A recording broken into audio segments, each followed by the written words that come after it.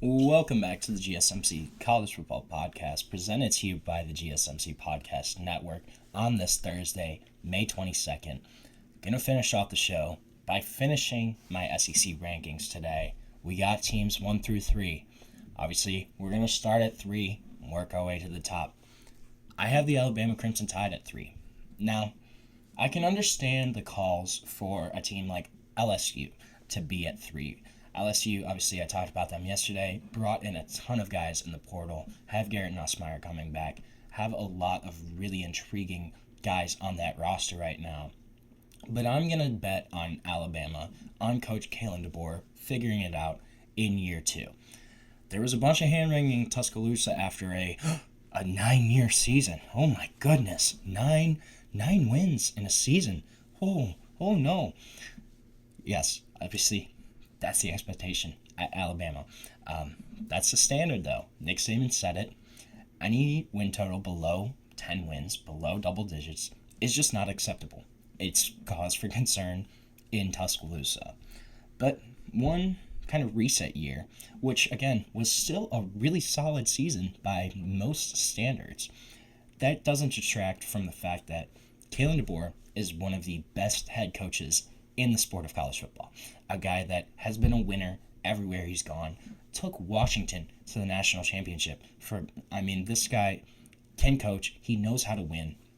And he came into probably the toughest coaching job in America, having to replace arguably the greatest college football coach of all time at a program where expectations have been sky high for 20 seasons.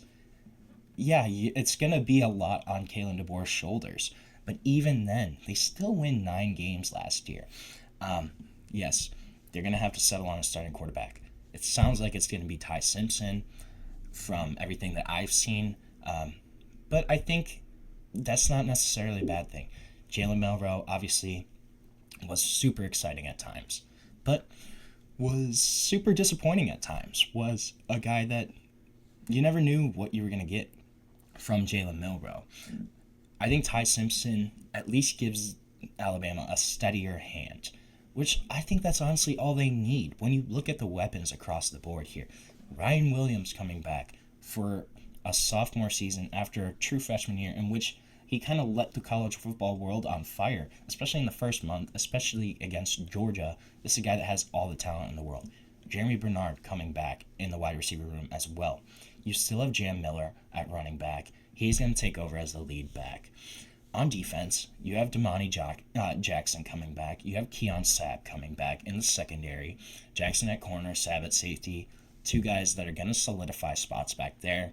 You have Deontay Lawson, Justin Jefferson coming back to anchor that linebacker core. You have Tim Keenan, LT Overton on the defensive line.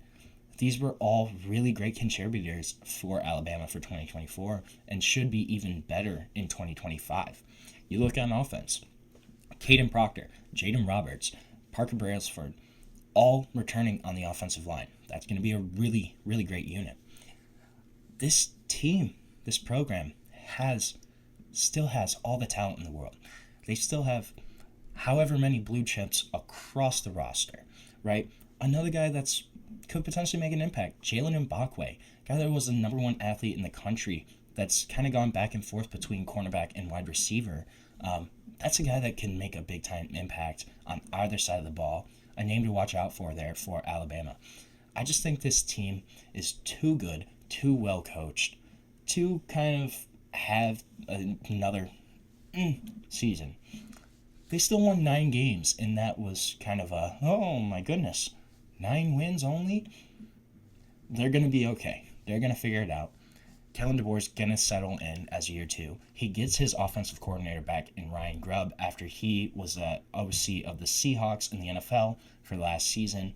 He comes back to work with Kalen DeBoer. They're going to get back on track. I think this is a team that's, again, right in competition for a college football playoff berth, for potentially an SEC championship. Then I think Georgia's too. Georgia, yes, it's going to make a lot of sense. Reigning conference champions. There's a couple questions around them, though. Obviously, Carson Beck's gone. That's the big storyline here. You have to replace Carson Beck. Gunnar Stockton's going to come in, and he kind of performed up and down in the 2 games that he played.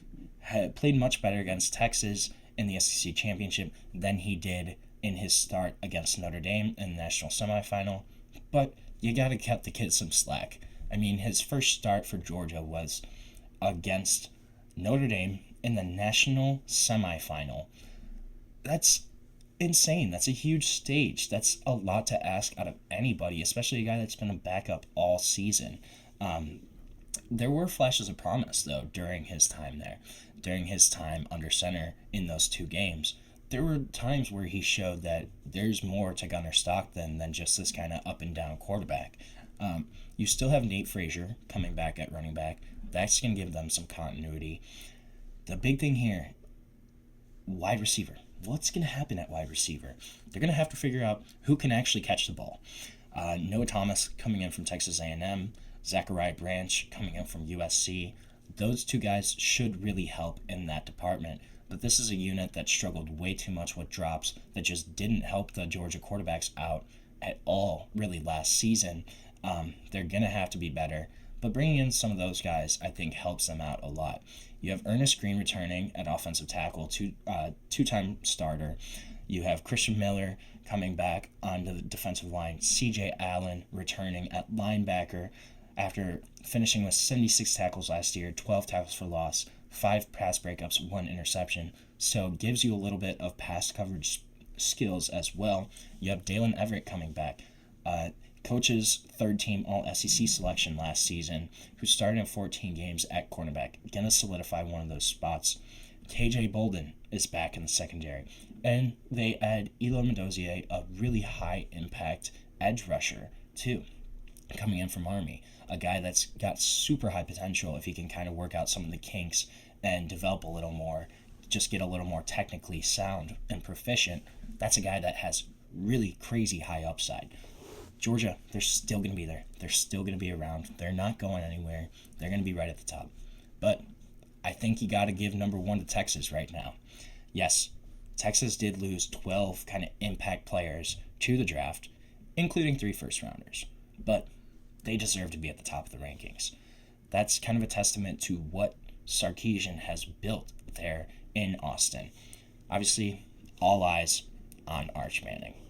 Replacing Quinn Ewers after his tenure as the Texas starter, a guy that I don't know if I've ever seen a quarterback with this much hype coming into this season after really not having ever been a full-time starter. This is a guy that's projected as a number 1 overall draft pick without ever really starting a college football game.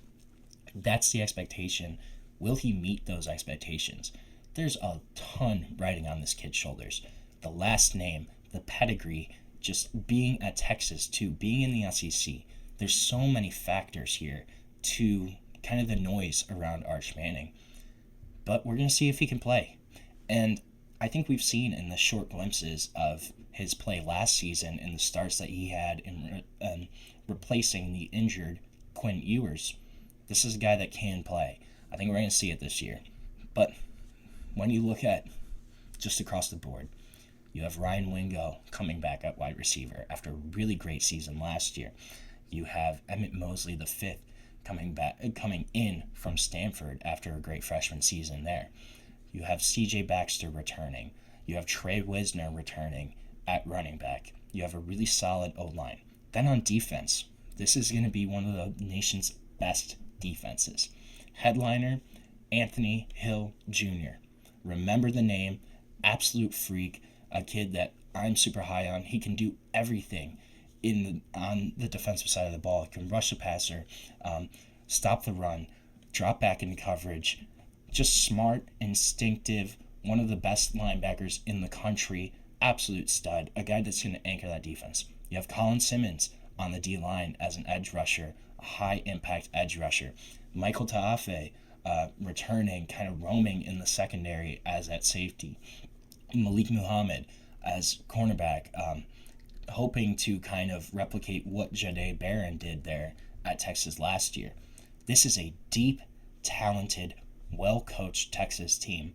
They deserve to be number 1 right now. They don't have as many question marks as other SEC programs at this time. And I just think their potential as a potential national champion, I think it's higher than some of these other programs in Georgia and Alabama. Texas, you're the king of the SEC this year. So with that, we are going to end our show for today. Thank you so much for tuning in to the GSMC College Football Podcast, presented to you by the GSMC Podcast Network. Please remember to subscribe, like, follow the channel, and if you want, you can also go to Facebook, Instagram, TikTok, Twitter for even more sports content, more sports updates that you love. Thank you so much, and have a great day.